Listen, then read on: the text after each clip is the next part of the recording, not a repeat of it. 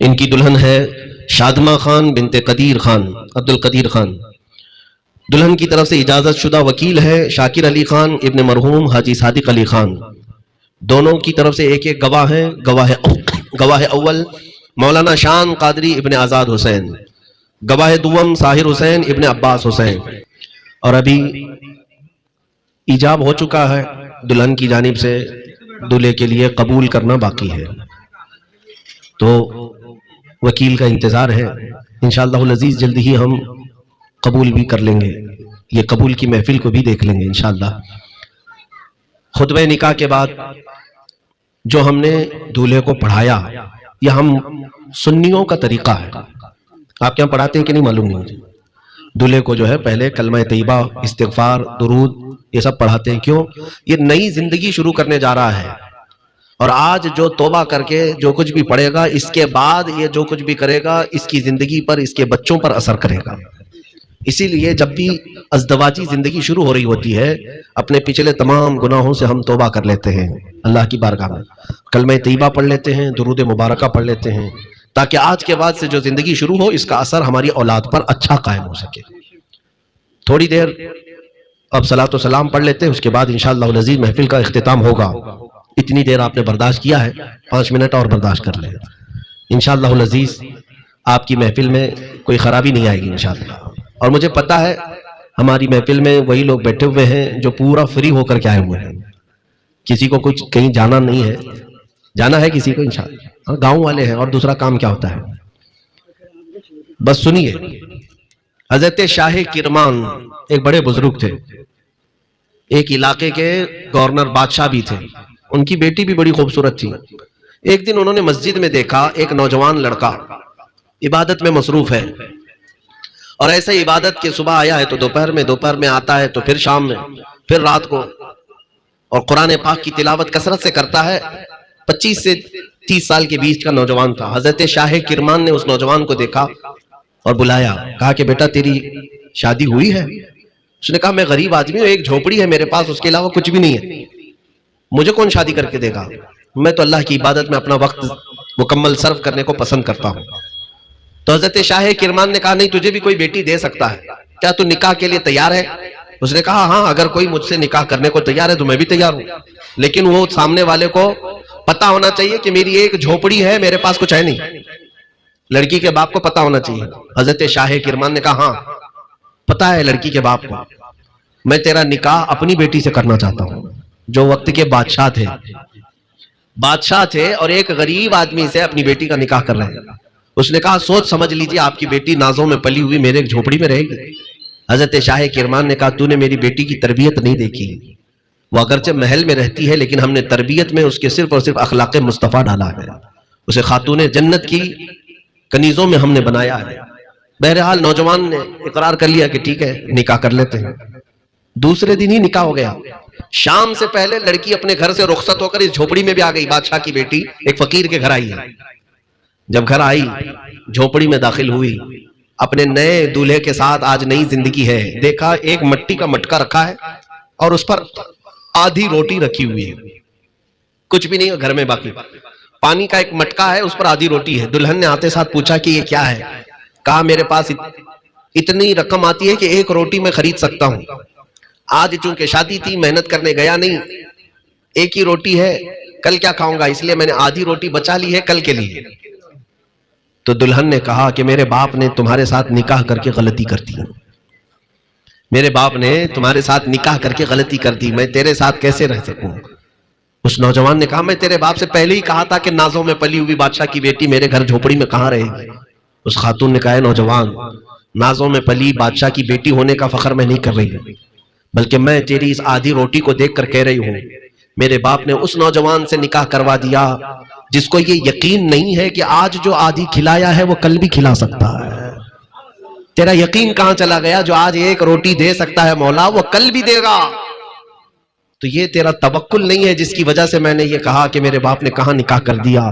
اس نوجوان یقیناً تیرے باپ کی تربیت بہت اعلیٰ ہے۔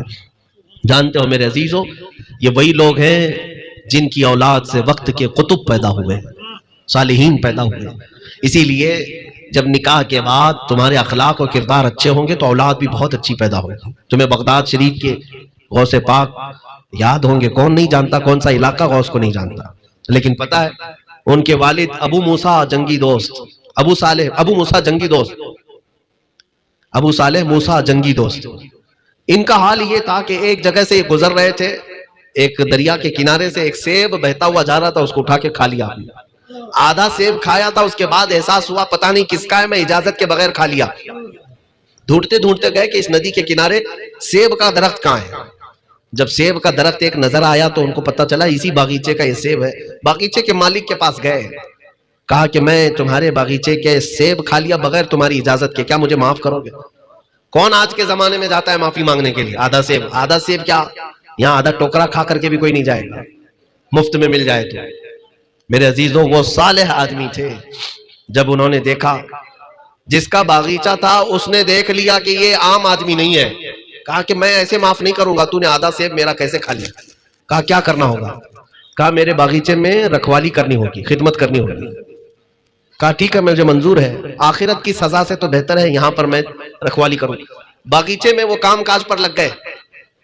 روایت میں ہے کئی سال کام کرایا باغیچے کے مالک نے. کئی سالوں کے بعد اب حضرت موسیٰ جنگی دوست نے پوچھا کیا اب میرے وہ غلطی کو معاف کر دو گے جو میں نے آدھا سیب بغیر اجازت کے کھایا؟ باغیچے کے مالک نے کہا نہیں, ابھی نہیں معاف کروں گا, ایک اور کام ہے. کیا تو میری ایک معذور بیٹی سے نکاح کرے گا؟ میری معذور بیٹی ہے, اس سے تجھے نکاح کرنا ہوگا. کہا کہ کیسی معذور ہے؟ کہا کانوں سے معذور ہے, آنکھوں سے بھی معذور ہے, ہاتھوں سے بھی معذور ہے, پیروں سے بھی معذور ہے. میری ایک ایسی بیٹی ہے, اس سے تو نکاح کرنا. یہ موسیٰ جنگی دوست انہوں نے کہا ٹھیک ہے منظور ہے, میں تمہاری بیٹی سے نکاح بھی کر لوں گا, زندگی گزاروں گا. آدھا سیب جو کھایا اس کے لیے ہر چیز برداشت کرنے کو تیار ہے. کیوں؟ آخرت کا خوف ہے, کہیں اللہ تبارک و تعالیٰ اس پر پکڑ کر لے اور جہنم میں جانا نہ پڑے. کہا ٹھیک ہے. باغیچے کے مالک نے نکاح بھی کر دیا اپنی بیٹی سے. اور جب رخصتی ہوئی, رات کو جب دلہن گھر پہ آئی موسیٰ جنگی دوست کے, حسین و جمیل عورت ہے, خوبصورت لڑکی ہے, آنکھ بھی سلامت, کان بھی سلامت, ہاتھ بھی اور پیر بھی. یہ موسیٰ جنگی دوست اپنی دلہن کو دیکھ کر بھاگا ہے. مجھے تو کہا گیا تھا معذور لڑکی ہے, یہ تو اچھی خاصی ہے. اپنے سسر سے جا کر کہا, باغیچے کے مالک سے کہا آپ نے میرا نکاح کس سے کر دیا؟ میرے گھر میں غلطی سے کوئی دوسری دلہن تو نہیں آئی؟ تو انہوں نے کہا اے بھولے نوجوان, میرے کہنے کا مطلب یہ نہیں تھا کہ میری بیٹی پوری معذور ہے, بلکہ میں نے یہ کہا تھا میری بیٹی آنکھوں سے معذور ہے. اس کا مطلب یہ ہے کہ آج تک میری بیٹی نے آنکھوں سے کوئی گناہ نہیں کیا, گناہ کرنے سے معذور رہی. ہاتھوں سے کوئی ناجائز کام آج تک میری بیٹی نے نہیں کیا, وہ ہاتھوں کے گناہ سے معذور رہی. پیروں سے کوئی گناہ میری بیٹی نے آج تک نہیں کیا, آنکھوں سے کانوں سے میری بیٹی نے آج تک گناہ نہیں کیا. اس معنی کر کے میں نے اپنی بیٹی کو کہا تھا وہ گناہوں سے معذور ہے. میرے عزیزوں موسیٰ جنگی دوست نے اللہ کا شکر ادا کیا. اور یہ حضرت ام الخیر, یہ جو دلہن آئی تھی یہ کون تھی؟ ام الخیر. موسیٰ جنگی دوست اور ام الخیر, ان دونوں کی زندگی گزرنے لگی نہایت ہی خوشحالی کے ساتھ. یہی موسیٰ جنگی دوست اور ام الخیر کے جوڑے سے اگر کوئی بچہ پیدا ہوا تو غوث اعظم عبد القادر جیلانی ہے. میرے عزیزو جب والدین اتنے پاکیزہ ہوں تو بیٹا غوث ہی تو پیدا ہو. بیٹا غوث پیدا ہوا, سرکار غوث پاک کے والدین کا میں نے تمہارے سامنے ذکر کیا. اسی لیے آج حلال کھانے پر توجہ دو, تمہاری اولاد کے اخلاق خود بخود صحیح ہو جائیں گے. حلال کماؤ, حلال کھاؤ. بچوں میں حرام لقمے جائیں گے تو گنہگار تم بھی ہو اور تمہاری اولاد اور تمہاری نسل بھی بگڑتی چلی جائے گی. اللہ تبارک و تعالی ہم سب کو حلال کھلائے اور حرام سے ہماری حفاظت فرمائے. چلے صلاۃ و سلام کے لیے کھڑے ہو جائیں. دولہے کی جانب سے دلہن کے لیے جو مہر طے پایا ہے 51,786 روپیے مؤجل. آپ تمامی حضرات بھی اس نکاح کے گواہ بن جائیں.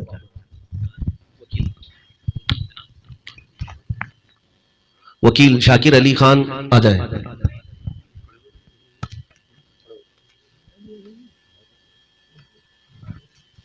شاکر علی خان ابن مرحوم حاجی صادق علی خان جو دلہن کے اجازت شدہ وکیل ہیں, ان سے گزارش ہے وہ آ جائیں.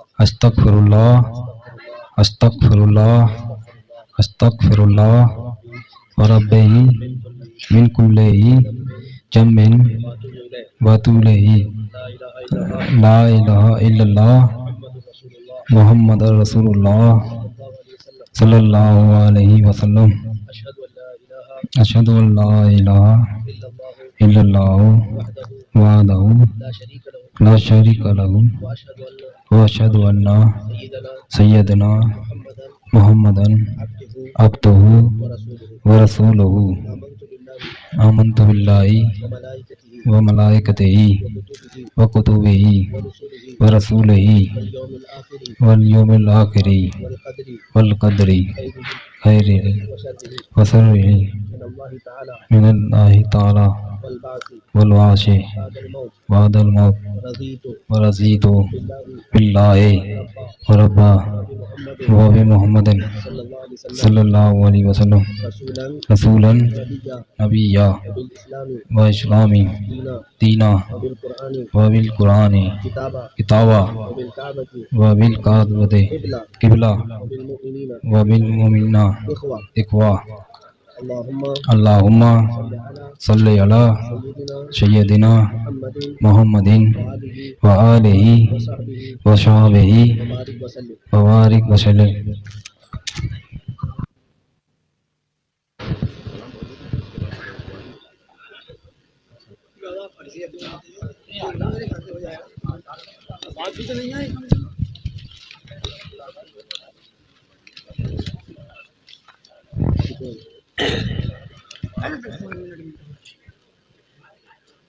ارے ہم کو پیسوں کے